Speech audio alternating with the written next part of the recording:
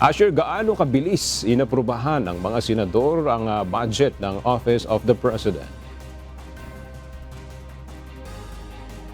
Aga wala pang 10 minuto ay naprubahan na sa pagdinig ng Senado ang panukalang budget ng Office of the President para sa taong 2025. Ito ay sa ilalim ng Committee on Finance kung saan chairperson si Senador Grace Poe. Sa budget presentation ng Executive Secretary Lucas Bersamin, inihayag nito na umaabot ng 10,506,210,000 pesos ang proposed 2025 budget ng opisina ni Pangulong Ferdinand Marcos Jr. Mas mababa ito ng 1.88% kaysa sa budget para sa fiscal year 2024. Sa kabila nito, tiniyak naman ni Bersamin na hindi ito makaapekto sa pagbibigay ng serbisyo ng Pangulo sa mamamayang Pilipino. Unang nag-move upang i-terminate ang briefing para sa budget ng Office of the President si Senate Pro Tempore Jinggoy Estrada na sinegundohan naman ni Senador Nancy Binay. Bago tuluyang magtapos ang budget hearing ay kinilala at nagpahayag ng pasasalamat si Senador Grace Poe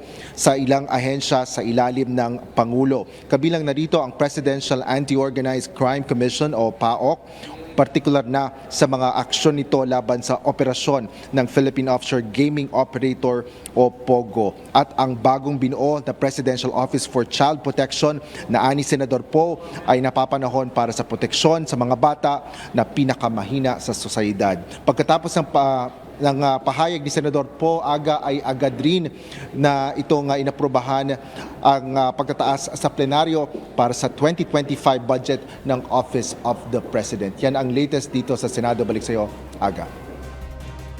Okay, maraming salamat, Asher Calapan Jr.